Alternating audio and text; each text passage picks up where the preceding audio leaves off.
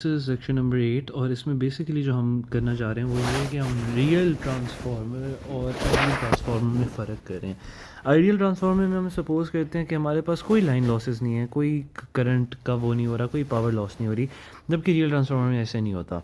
उसकी एक kind of मिसाल ये है कि आप सपोज़ करें आपने कोई भी सर्किट लगाया है, अगर आपने उसके दो एंड्स ओपन सर्किट किए हुए हैं और आपने यहाँ पर कोई भी आपकी सर्किटरी इन्वॉल्व हो रही है, तो क्या करंट इस फॉर एग्ज़ाम्पल ये मेरा सर्किट है, ठीक है, तो क्या करंट यहाँ से फ़्लो करेगा जब ये ओपन सर्किट है? बिल्कुल भी नहीं करेगा, क्योंकि ओपन सर्किट है तो करंट को तो क्लोज पाथ चाहिए।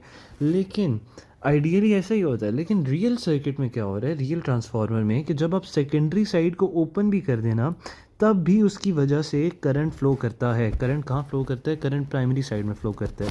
क्यों? क्योंकि बेसिकली ये जो करंट ड्रॉ कर रहा है ये प्राइमरी साइड से ही कर रहा है। अब वो करंट क्यों फ़्लो करता है? उसके फ़्लो करने की बहुत सारी वजूहात हैं जिनको हम आगे पढ़ते हैं। एक वजूहात है, अच्छा ये इसको कहते हैं हम आई एट नो लोड है, या आई एक्साइटेशन भी कह देते हैं, ठीक है, क्योंकि अभी नो लोड, कोई लोड नहीं लगा हुआ ना, लेकिन फिर भी करंट फ्लो कर रहा है। अभी क्यों करते हैं हम इसको देखते हैं। पहली उसकी एक रीज़न है मैग्नेटाइजेशन करंट। मैग्नेटाइजेशन करंट क्या है? Which is the current required to produce the flux in the transformer core. अब इसकी मिसाल बिल्कुल ऐसे ही है कि आप कहीं से कोई गाड़ी शाड़ी लेके निकलें और आपके पास ना एक अप स्टीप स्लोप है, तो अब आपका सफ़र तो यहाँ से शुरू होगा, लाइक इस रोड से, लेकिन उससे पहले आपने ये अप स्टीप गाड़ी भी तो चढ़ानी है ना। तो अगर मैं उसकी बात करूँ ना मैग्नेटाइजेशन की, तो आपने थोड़ा सा करंट देना है, तो वो थोड़ा थोड़ा आप करंट देंगे तो फ्लक्स थोड़ा सा प्रोड्यूस होना शुरू होगा, तो ये सर्किट मैग्नेटाइज होगा, फिर आप यहाँ पर पहुँचेंगे। तो ये जो शुरू वाला स्टार्टिंग वो है ना, इसको हम आई एम कहते हैं। और इसकी इसकी क्या प्रॉपर्टी है? वो इसकी ये प्रॉपर्टी है कि हमें पता है कि वोल्टेज अगर मेरे पास ये है, तो वोल्टेज की वजह से फ्लक्स इंड्यूस होता है। उसका फॉर्मूला ये होता है, flux equal to 1/n integration V M cos omega t, मतलब V M is basically the voltage. ये वोल्टेज मैं दूंगा ना तो ये फ्लक्स इंड्यूस होगा। तो अगर सिंपली मेरा यहाँ पर वोल्टेज कॉस में है ना, तो अगर मैं कॉस को इंटीग्रेट करना चाहूँ तो कॉस की इंटीग्रेशन साइन ओमेगा टी होती है, तो मेरे पास जो फ्लक्स है वो साइन की टर्म में आ रहा है, ठीक है, और ये ओमेगा नीचे आ जाएगा। तो मुझे पता है अगर मैं इन दोनों को प्लॉट करना चाहूँ तो कॉस और साइन में 90 डिग्री का फेज़ डिफरेंस होता है। कॉस लीड करता है 90 डिग्री से और साइन लैग करता है, ठीक है। तो कॉस कॉस का ये सीन है, कॉस यहाँ पर है और ये साइन यहाँ पर है, तो ये मेरे पास शुरू से ही 90 डिग्रीज़ का मेरे पास फेज़ डिफरेंस चल रहा है, ठीक है, किस में? वोल्टेज और फ्लक्स में। तो अब तो अब जब मैं बेसिकली करंट को इंक्रीज़ करता हूँ, ठीक है, या मैं वोल्टेज को कह रहा हूँ, तो फ्लक्स प्रोड्यूस हो रहा है 90 डिग्री के उसके साथ। तो अब ये जो फ्लक्स प्रोड्यूस हो रहा है, इसका मतलब है इस फ्लक्स की वजह से कोई ना कोई करंट फ्लो कर रहा है सर्किट में, ठीक है। तो वो करंट बेसिकली इस तरह का होता है, मतलब हम उसको रफ़ इसलिए बनाते हैं कि आपको एग्जैक्ट वैल्यू उसकी नहीं पता हो सकता है, वो टेम्परेचर पर डिपेंड करो किसी भी चीज़ पे, लेकिन उसका कहने का मकसद ये है, वो जो फ्लक्स आपने प्रोड्यूस किया है ना, वो उस फ्लक्स के साथ साथ, मतलब उस फ्लक्स के फेज़ में ही चलेगा। मतलब आपने ये फ्लक्स प्रोड्यूस किया है ना, तो वो इसके ही साथ साथ उसकी ऐसे करके पीक आएगी, फिर वो ऐसे जा रहा होगा, फिर उसकी कोई पीक आएगी, फिर वो ऐसे जा रहा होगा, फिर उसकी कोई पीक आएगी। मतलब it will be in phase with the flux that is being produced. You name this as I M. Again ये वही वाली चढ़ाई है जो आपको चढ़नी है, ठीक है। तो ये मेरे पास एक आई एम, एक सोर्स ऑफ लॉस आ गया मेरे पास। आगे मैं चलता हूँ, अगर ये वही डायग्राम है, थोड़ी सी बस टेढ़ी फेढ़ी करके बनाई हुई है, उसमें कोई वो नहीं है, फ्लक्स लिंकेज है, उसकी वजह से ये देखो ना, अगर आप इसको थोड़ा टेढ़ा कर दो तो ये यही करंट शुरू में इंक्रीज़ होता है, फिर थोड़ा सा पीक आती है, फिर डिक्रीज़ होता है। यही बेसिकली इसके ऊपर भी आप प्लॉट कर सकते हो, मतलब इसके ऊपर भी आप सुपरसीड कर सकते हो। ये वही उसने थोड़ी सी एक्सेस चेंज कर दी है बस, ठीक है। एक ये मेरे पास हो गई मैग्नेटाइजेशन। इसके बाद मेरे पास मुझे ये भी तो पता है हिस्टेरिसिस और एडी करंट की वजह से भी लॉस होता है। तो अब हिस्टेरिसिस और एडी करंट, अच्छा एक पॉइंट जो नोट करने वाला है ना, आई एम की वजह से जो लॉस हो रहा है ना, उस लॉस का वोल्टेज के साथ 90 डिग्री का एंगल है, यानी फेज डिफरेंस है, ठीक है। अब ऐसा क्यों है? क्योंकि उसको कंपनसेट करने के लिए ना, या उसको डिपिक्ट करने के लिए हम इंडक्टर लगाएंगे, क्योंकि इंडक्टर का भी 90 डिग्री का होता है, ये हम आगे स्टडी करते हैं। लेकिन ये जो हिस्टेरिसिस और एडी करंट है ना, इसके लिए ये ना, इससे 90 डिग्री का फेज डिफरेंस नहीं आता। क्यों नहीं आता? इनका जो भी लॉस होता है ना वो करंट के साथ साथ, वो वोल्टेज जो अप्लाई हो रहा है ना उसके साथ साथ ही होता है। फॉर एग्जांपल आपने यहाँ पे वोल्टेज अप्लाई किया ना, यही थी ना वोल्टेज वाली जो हमने पिछले ग्राफ में भी पढ़ी है, तो ये इसके साथ साथ ही होती है एडी करंट। क्यों? क्योंकि आपने मैंने लेट से मेरे पास हिस्टेरिसिस, पहले तो समझो हिस्टेरिसिस क्या है। हिस्टेरिसिस सिंपली ये है कि आपके पास एक फेरोमैग्नेटिक मटेरियल था, उसकी डोमेन थी, एक यूँ था, एक यूँ था, एक यूँ था, उसकी डोमेन में एरोज यूँ करके अलाइन थे। आपने ना जब उसको वोल्टेज दिया ना या उसको फ्लक्स दिया, तो वो सारे यूं करके एक डायरेक्शन में नॉर्थ टू साउथ अलाइन हो गए, ठीक है। और जब आप वोल्टेज हटाओगे तब भी वो किसी हद तक रिटेन रहेंगे, तब ऐसे, इसीलिए तो हमारे पास ये वाला ग्राफ आता है ना, ऐसा ग्राफ आता है ना हमारे पास उसका, ठीक है। ये थोड़ा ग्राफ मैंने सही नहीं बनाया, बल्कि वो ऐसे ही आता है, ऐसे, ठीक है। तो इसका, रुको मैं दोबारा बना देता हूँ यार। उसका ग्राफ कुछ आता है हमारे पास, यहाँ से होता है, यहाँ से ऐसे जाता है, ऐसे जाता है, ऐसे जाता है, ऐसे जाता है, ऐसे, ठीक है। तो अब इसका कहने का मतलब ये होता है कि यहाँ पर आपका वोल्टेज या करंट होता है और यहाँ पर आपका वो उसका फ्लक्स होता है। तो उसका कहने का मतलब ये होता है अगर आप करंट या वोल्टेज ज़ीरो भी कर दो ना, तब भी कुछ फ्लक्स रह जाता है, यानी तब भी उसकी डोमेन में ना कुछ अलाइंड ही रह जाते हैं। और ये बेसिकली हिस्ट्री है ना, हिस्ट्री आपने पहले उसको अलाइन किया था, तो वो हिस्ट्री को रिटेन कर रहा था। तो ये हिस्टेरिसिस है, हिस्टेरिसिस की वजह से लॉस है। तो इसका डायरेक्टली ताल्लुक वोल्टेज के साथ ही है। और जो दूसरा एडी करंट है, एडी करंट क्या है कि आपके सर्किट में जैसे आपने वोल्टेज देना शुरू किया, तो जो कोर है ना आपकी मैग्नेटिक कोर है, उस मैग्नेटिक कोर के जो अंदर पार्टिकल्स हैं ना, चूंकि ज़ाहिर है वोल्टेज आपने दी है तो उनको भी वोल्टेज जा रहा है, तो इनके अंदर ना एक करंट इंड्यूस होगा, और वो करंट हमेशा अपोज करेगा डायरेक्शन जिसने उसे इंड्यूस की है। तो लेट से उसे लेफ़्ट टू राइट वाले करंट ने इंड्यूस किया था ना, तो एडी करंट हमेशा राइट टू लेफ़्ट वाला होगा, ठीक है। लेकिन अगेन ये भी सेम फेज़ के साथ ही है, मतलब ये वोल्टेज या करंट के डायरेक्टली प्रोपोर्शनल ही है, ठीक है। सॉरी, डायरेक्टली प्रोपोर्शनल तो और बात हो जाएगी, लेकिन उसका एंगल सेम ही है। तो द पॉइंट इज़ कि इसका भी फेज़ वोल्टेज के साथ ही होगा। तो जिस चीज़ का फेज़ वोल्टेज के साथ ही होता है वो रेजिस्टर नहीं होता। लाइक रेजिस्टर से हमारे फेज़ के ऊपर कोई फ़र्क नहीं पड़ता, और इंडक्टर से हमारे फेज़ के ऊपर 90 डिग्रीज़ का फ़र्क पड़ जाता है। तो जो आई एम है ना, आई मैग्नेटाइजेशन, उसको डिनोट करने के लिए हम इंडक्टर लगाते हैं, और नॉर्मल के लिए जो एडी करंट्स और हिस्टेरिसिस को रेप्लिकेट करने के लिए ना हम रेजिस्टर लगाते हैं। Let us study this further more. अब वो यही बात कर रहे हैं कि I C is the current loss due to hysteresis and eddy currents, and I M is the current loss due to magnetization. ये इंडक्टिव है क्योंकि इसमें 90 डिग्री का फेज़ एंगल है, और दूसरे वाले रेजिस्टिव हैं, ठीक है। ये बात उसने वही की है कि अगर आपका वी पी यूँ है तो वो थोड़ा सा 90 डिग्री आई एम पीछे चल रहा होगा, ठीक है। आगे वो कह रहे हैं the eddy currents will be maximum when the core flux is passing through zero. ये इस इक्वेशन से भी आप कर सकते हैं। जब कोर का फ्लक्स ज़ीरो पे है, ये देखो ये कोर का फ्लक्स है ना, जब ये कोर का फ्लक्स ज़ीरो पे है तो ये एडी करंट और एडी वो मैक्सिमम है इस पॉइंट पे। क्यों? क्योंकि सिंपली वो वोल्टेज पे डिपेंड कर रहे हैं, जो कि 90 डिग्री का फेज डिफरेंस है। उसके बाद उसने वही आई एम दोबारा, अब ये उसने आई एम और उसका ग्राफ प्लॉट कर दिया। देखो आई एम 90 डिग्री डिफरेंस के साथ बेसिकली फ्लक्स के नक्शे कदम पे चल रही है। अगर मैं यहाँ पे फ्लक्स ड्रॉ करूँ तो फ्लक्स का तकरीबन ये ऐसा नक्शे कदम था, ठीक है, और ऐसा नक्शे कदम था फ्लक्स का, ठीक है, और जो दूसरा वोल्टेज था उसका ऐसा नक्शे कदम था। तो आई एच और ई फ्लक्स वोल्टेज के साथ चल रही है, ये उसके साथ। तो अब अगर मैंने इस आई एक्साइटेशन को अपने सर्किट में शो करना है तो वो मैं कैसे करूँगा, उसको हम आगे देखते हैं। ये उसने छोटी सी बात की है डॉट कन्वेंशन की। Connect a load on the secondary side of the transformer. A current flowing into the dotted end of the transformer produces a positive MMF.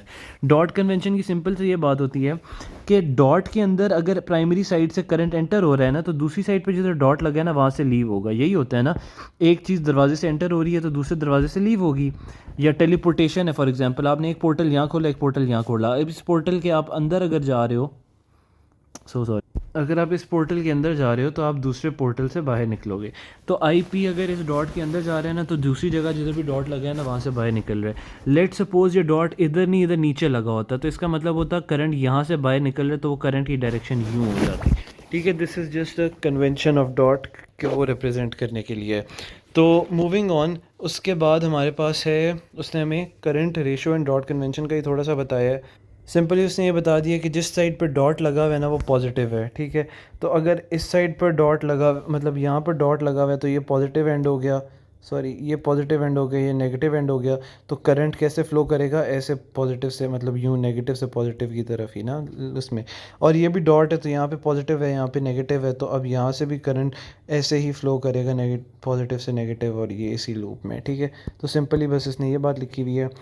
फिर उसने छोटा सा पॉइंट ये दिया कि both currents are entering, sorry यार, if both currents are entering the dotted end, मतलब ये भी एंटर कर रहा है और ये भी अगर एंटर कर रहा होता तो जो एमएमएफ है वो दोनों का ऐड हो जाता है, यानी ये एमएमएफ होता है ना एनपीआईपी, तो ये ऐड हो जाता है। और अगर ये एंटर कर रहा है और ये लीव कर रहा है तो ये माइनस ही हो रहा है, जो कि यही होना चाहिए, ठीक है। क्योंकि मतलब उन दोनों का वो कह लो नेट निकल रहा है हमारे पास, ठीक है। उसके बाद वो कह रहा है कि for a good design transformer R should be very small, nearly zero, as long as the core is operating in. और वही वाली बात जो मैंने भी की है कि in order for MMF to be zero, current must flow into the one dotted end and out of the other dotted and.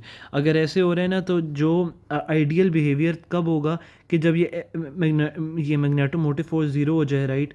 तो वो तभी होगा जब करंट एक में फ़्लो कर रहा है और दूसरे से निकल रहा है, तो वो माइनस हो जाएंगे। माइनस जब हो रहे होंगे तो ये ज़ीरो हो सकता है। तो जब ये ज़ीरो होगा तो N P I P is equals to N S I S हो जाएगा। और फिर आप यहाँ से I P over I S turns ratio वाली बात इसने यहाँ से निकाली है, ठीक है। इसके बाद वो कह रहे हैं कि assumptions to convert a real transformer into an ideal transformer. जब आइडियल ट्रांसफार्मर में आप कन्वर्ट करते हो ना रियल को, तो आप अज्यूम करते हो कि उसका कोई हिस्टेरिसिस और एडी करंट का लॉस नहीं है। तो हिस्टेरिसिस लूप अगर उसका पहले ऐसे बन रहा था तो आप अज्यूम कर रहे हो कि भाई ये ऐसा है यहाँ पे, ठीक है। अब इसका देखो एरिया ज़ीरो हो गया है ना, तो अब हिस्टेरिसिस लॉस ख़त्म हो गया। The magnetization curve must be an ideal one. इसी तरह leakage flux in the core must be zero और resistance of the transformer winding must be zero. इन दोनों पॉइंट्स को हम आगे डिस्कस करते हैं, ठीक है। अब जो बेसिक डिफरेंस है ना रियल और आइडियल ट्रांसफार्मर का, वो चार चीज़ों की वजह से है। वो कॉपर लॉसेस की वजह से है, वो एडी करंट लॉसेस की वजह से, वो हिस्टेरिसिस और लीकेज फ्लक्स की वजह से है, ठीक है। अब हम आते हैं कि हम इसको, अगर हमने एक सर्किट बनाना है तो हम उसको कैसे बताएं कि ये सारी चीज़ें हम रेप्लिकेट कर लें। फॉर एग्जांपल अगर हमने आइडियल का सर्किट बनाना है, वो तो हम बड़ी आसानी से ऐसे करके बना लेते हैं, राइट। ये प्राइमरी साइड होगी, ये सेकेंडरी साइड होगी और ये आ गया। लेकिन रियल का हम कैसे बनाएं, ठीक है। तो इसने थोड़ा थोड़ा एक्सप्लेन किया हुआ है। हम अगर आगे चलते हैं तो वो ये बात करें कि यार जो कॉपर लॉसेज है ना, वो बेसिकली जो एक कोई भी ट्रांसफार्मर है ना, उसकी जो वाइंडिंग्स हुई हुई है ना, उसके अंदर कॉपर वायर की वजह से लॉस है कि वो वायर हीट कर रही है। तो इट मेक्स सेंस कि उसका कोई लीड लैग एंगल नहीं है, तो उसको हम रेजिस्टर से डोनेट करें। The resistive copper losses are model by placing a resistance in the primary and secondary. क्यों? क्योंकि प्राइमरी साइड पे भी तो वाइंडिंग है, राइट, और सेकेंडरी साइड पे भी वाइंडिंग है। इसलिए आप अब दोनों साइड की जो वाइंडिंग की आप कह लो इंटरनल रेजिस्टेंस है ना, जो कि कॉपर लॉस है, उसको आप सीरीज़ में एक रेजिस्टर लगा के डिनोट करते हो, ठीक है। मूविंग ऑन, लीकेज फ्लक्स पे आते हैं। अब उधर चार तरह के वो होते हैं ना। दूसरी चीज़ है लीकेज फ्लक्स। लीकेज फ्लक्स क्या चीज़ है? फॉर एग्जांपल ये मेरी एक कोर लगी हुई है, मतलब ये मेरा कोर है, ठीक है। ये मेरी प्राइमरी साइड है, यहाँ पर मेरी वाइंडिंग हुई हुई है, ठीक है। ये मेरी वाइंडिंग हुई हुई है और ये मेरी सेकेंडरी साइड की वाइंडिंग हुई हुई है। अब होना तो ये चाहिए कि इसके अंदर से जो भी फ्लक्स जा रहा है वो सीधा इसी के अंदर रहे और यहाँ से आ जाए। लेकिन लीकेज फ्लक्स वो फ्लक्स है कि यहाँ से फ्लक्स निकला यहाँ चला गया, यहाँ से फ्लक्स निकला यहाँ चला गया, यहाँ से फ्लक्स निकला उसकी कुछ और उसे मिल गया, वो यहाँ चला गया। ये लीक हो रहा है। तो अब अगर मैं टोटल फ्लक्स निकालना चाहूँ तो that is basically a sum of flux which is being shared here mutually, जो कि काम का फ्लक्स है, जो कि ये वाइंडिंग भी शेयर कर रही है, इसको म्यूचुअल फ्लक्स कहते हैं, ठीक है। And plus this leakage thing, right, इन दोनों का सम है मेरा टोटल फ्लक्स। यही बात वो ऐसे कर रहा है कि एक उसने एल पी दे दिया which is like leakage flux. ये मैं हमने पिछली स्लाइड्स में चीज़ एक्सप्लेन की हुई है। तो जो मेरा वैसे फ्लक्स इंड्यूस वोल्टेज की वो इक्वेशन होती है, वो ये होती है कि एन पी और D phi over D T, right. तो अब फाई के दो कंपोनेंट्स हैं, एक म्यूचुअल वाला और एक लीकेज वाला। तो वो इसी तरह यहाँ पे ऐड हो जाएगा, एक म्यूचुअल और लीकेज। लेकिन अभी हम सिर्फ लीकेज में अगर इंटरेस्टेड हैं कि लीकेज के वोल्टेज कितने हैं, तो हम यहाँ पे लीकेज वाला सिर्फ कंसिडर कर लेते हैं। तो यहाँ पे उसने सिर्फ लीकेज वाला कंसिडर किए। अब यही काम, यही फ्लक्स या वाइंडिंग तो इधर भी है ना सेकेंडरी साइड पे, तो वहाँ पर भी लीकेज फ्लक्स हो सकता है, वहाँ पे भी राइट पे जा सकता है। तो इसलिए उसने दोनों साइडों के कंसिडर किए हैं। अब वो सिंपली ये कह रहा है कि अगर मैं फ्लक्स को इसमें निकालना चाहूँ तो तो मुझे पता है कि वो मैग्नेटोमोटिव फोर्स और परमियंस के इक्वल होता है ना, like flux is equals to magnetomotive force divided by resist, वो जो रिलक्टेंस होती है, reluctance is like one over per, reluctance is like reciprocal of permeance. तो रिलक्टेंस की जगह उसने परमियंस लिख दिया यहाँ पे, और ये वो मैग्नेटोमोटिव फोर्स थी। मैग्नेटोमोटिव फोर्स अब आगे एन आई होती है, ठीक है, और रिलक्टेंस की जगह परमियंस उसने लिख दी, तो ये एन आई पी हो गया। तो ये उसने वही लिखा हुआ है बेसिकली कि flux is equals to permeance N P I P. इसी तरह ये भी, तो इसमें ना उसने इस वाले टर्म की जगह ये चीज़ रिप्लेस कर दी। जब ये चीज़ रिप्लेस की तो अब इसमें परमियंस भी कांस्टेंट है और नंबर ऑफ टर्न्स भी कांस्टेंट है। इन दोनों को उसने बाहर ले लिया, एक एन पी पहले भी था तो ये एन पी स्क्वायर हो गया, और आई पी चूँकि वेरी करेगा टाइम के साथ तो वो बेसिकली वेरिंग क्वांटिटी रहेगी। तो अब हमें पता है कि N square permeance is like acting here as an inductance, ठीक है। तो हमने उसको एल पी नाम दे दिया, और एल हमें पता है कैसे लाइक इंडक्टेंस एक्स होती है ना, वो कैसे निकल जाती है, 2 पाई एफ एल पी एल, ठीक है, 2 पाई एफ एल इंडक्टेंस का रिएक्ट नहीं, इसको रिएक्टेंस कहते, इंडक्टिव रिएक्टेंस कहते थे एक्स को। तो ये वो निकालने का फॉर्मूला था, बाद लिए मैंने वैसे ही बताया। तो ऐसे करके ना बेसिकली जो एंड पे हमारे पास फार्मूला आ रहा है ना, पीछे यहाँ पे सिर्फ करंट रह जाएगा, तो ये बेसिकली हमारे पास आ रहा है। तो इससे भी हमें पता चल रहा है कि यार जो लीकेज फ्लक्स है ना, वो आप एक इंडक्टर लगा कर डिनोट करोगे, ठीक है। तो अब हम बेसिकली क्या करेंगे, कॉपर लॉसेस के लिए हमने सीरीज़ में रेजिस्टर लगाया था, इसके लिए हम सीरीज़ में एक इंडक्टर लगा देंगे दोनों साइडों पे, क्यों, क्योंकि दोनों साइडों पे फ्लक्स लीक कर सकता है, ठीक है। मूविंग ऑन, अब पीछे दिया रहेगी दो चीज़ें, एक वो एक्साइटेशन करंट रह गया, जिस एक्साइटेशन करंट के दो कंपोनेंट्स हैं, एक जो कि उसका कोर लॉस है, कोर लॉस से मुराद हिस्टेरिसिस और एडी करंट है, दूसरा आई एम मैग्नेटाइजेशन। अब हिस्टेरिसिस और एडी करंट रेजिस्टिव हैं, क्यों, मैंने अभी पहले समझाया हुआ है कि उनके दरमियान कोई लैग नहीं हो रहा, और मैग्नेटाइजेशन और वो करंट जो है ना वो क्या है, कैपेसिटिव हैं, इंडक्टिव हैं, क्यों, क्योंकि उनके दरमियान एंगल चेंज हो रहा है।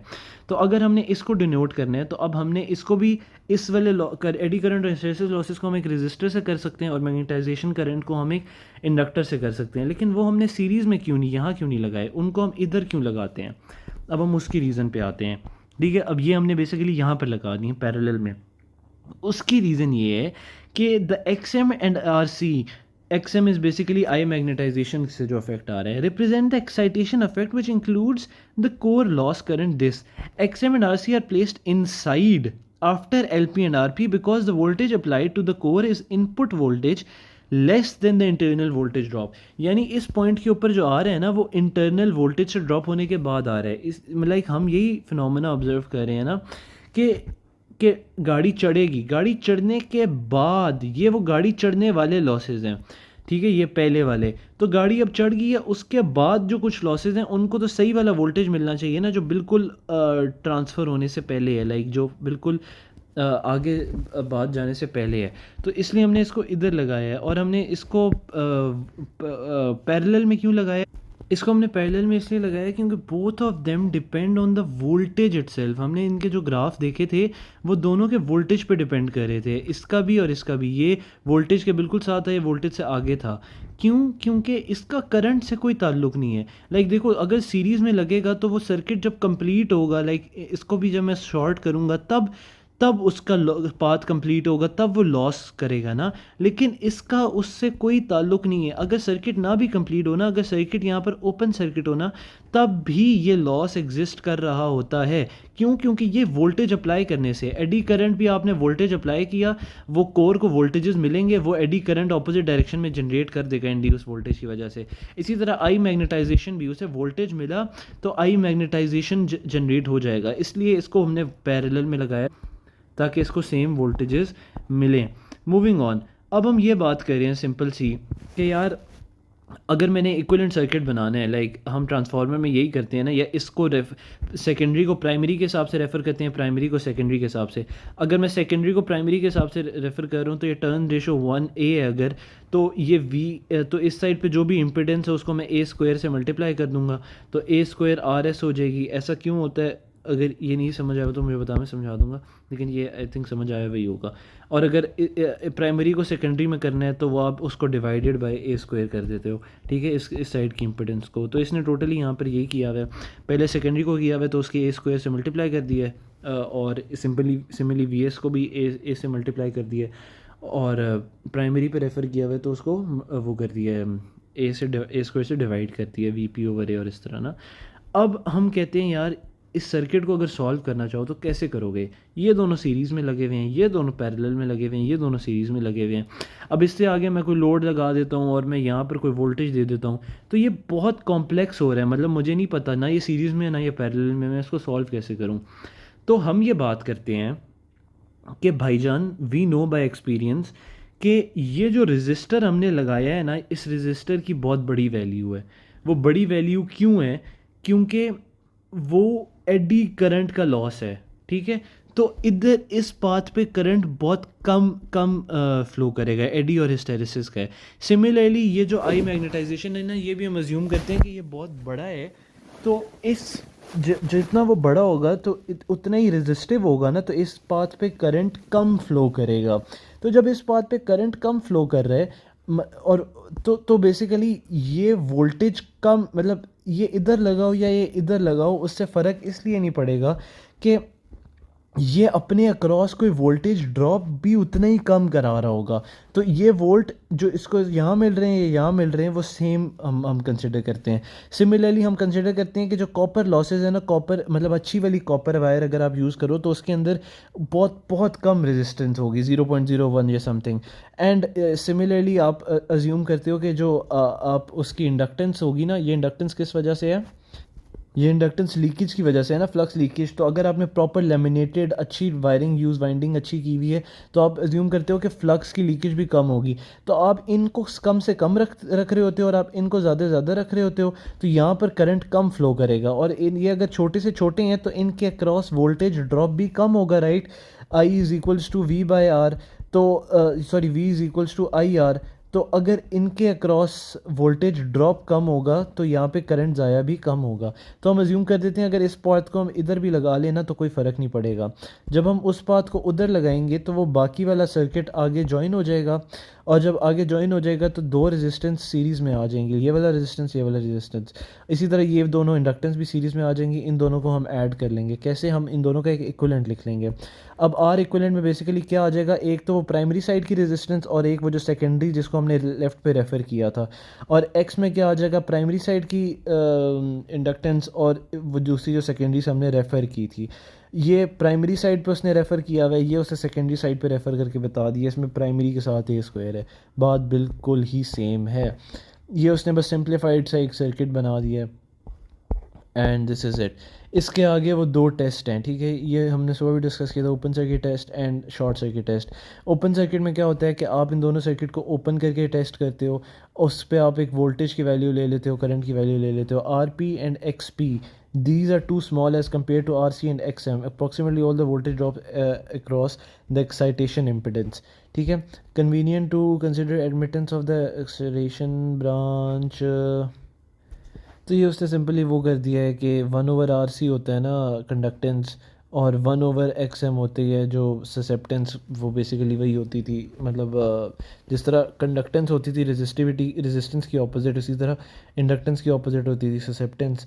तो ये उसने एडमिटेंस निकाली है, एडमिटेंस भी इम्पिडेंस के ऑपोजिट होती है, एंड तो ये दोनों ऐड हो जाएंगी और ये यहाँ से आ जाएगी, मतलब इक्विवेलेंट उसने निकाला है। इसका कोई ख़ास मकसद नहीं है यहाँ।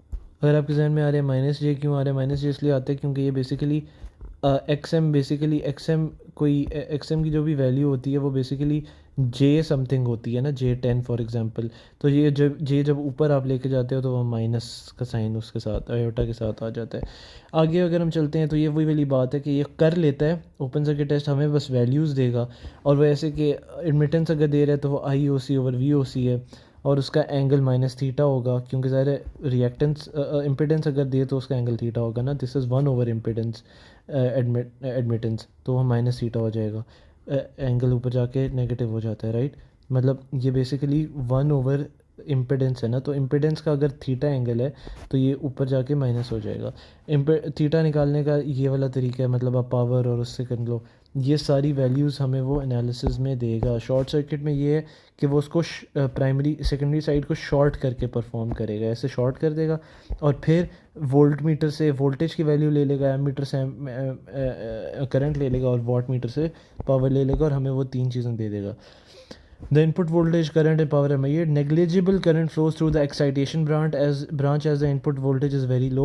excitation branch कौन सी है? वो जो दो पैरेलल में लगे हुए हैं, दो, एक रेजिस्टेंस और एक इंडक्टर, वो एक्साइटेशन है क्योंकि वो IC है।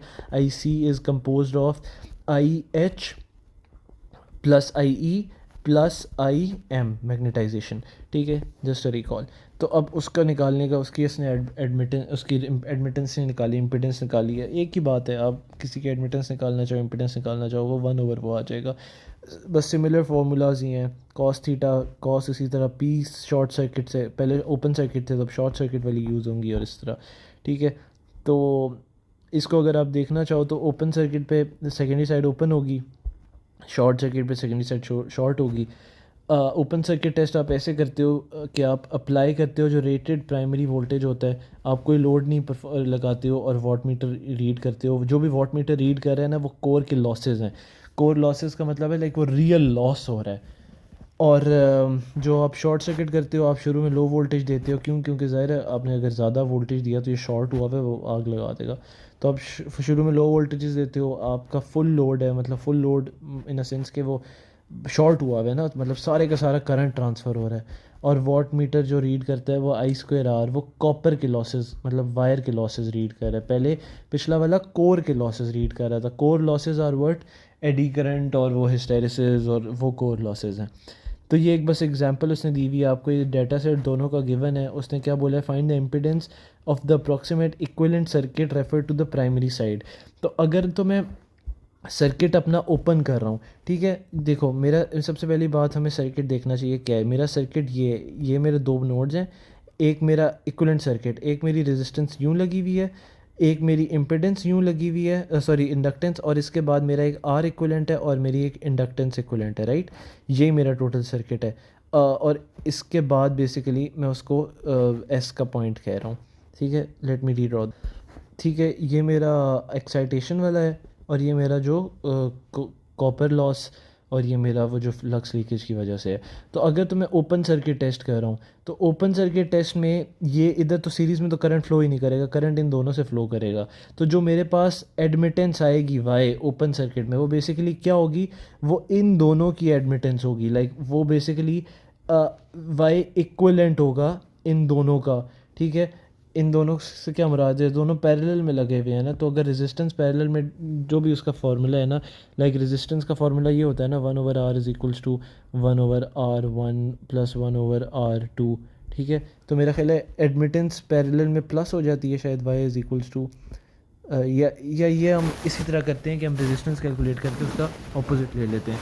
तो सिमिलरली ये भी इसी तरह होगा कि जो y इक्वलेंट निकलेगा ना, उसकी बेसिकली दो वैल्यूज़ होंगी। एक वो रेजिस्टेंस के इक्वल होगा 1/R1, और दूसरा वो होगा 1/ वो जो भी प्लस आयोटा ओवर जो भी बेसिकली इंडक्टेंस वाली वैल्यू होगी, ठीक है, उसके इक्वल होगा। तो ऐसे मेरे पास ना ये वाला कंपोनेंट आ जाएगा। फिर जब मैं शॉर्ट सर्किट करूँगा ना, शॉर्ट सर्किट जब मैं करूँगा तो ये, अब मैंने एज्यूम किया हुआ है कि इस पाथ की बहुत हाई, इस पाथ में करंट रेजिस्टेंस बहुत हाई है, इस पाथ में करंट हमेशा लो फ्लो करता है, तो सारे का सारा करंट यहाँ से फ्लो करेगा। तो शॉर्ट सर्किट करने से जो मैं इंपिडेंस कैलकुलेट कर रहा हूँ ना, वो बेसिकली मेरे पास इन दोनों की इंपिडेंस होगी। यानी मेरे पास जो R इक्विवेलेंट आएगा ना, वो उसमें उसके दो कॉम्पोनेंट्स होंगे, एक ये रजिस्टर होगा रियल कॉम्पोनेंट, और ये इमेजिनरी कॉम्पोनेंट ये वाला होगा। आयोटा वाला जो कंपोनेंट उसका आएगा ना रिजल्टेंट, वो ये होगा। तो ऐसे करके ना मेरे पास सारी वैल्यूज़ आ जाएंगी कि जिस तरह मैं इक्विवेलेंट सर्किट ड्रॉ कर सकता हूँ। इक्विवेलेंट सर्किट यही होगा, बस इसके साथ आप वैल्यूज़ लिख दोगे जो कि आपको वहाँ से मिल जाएंगी। This is it, thank you.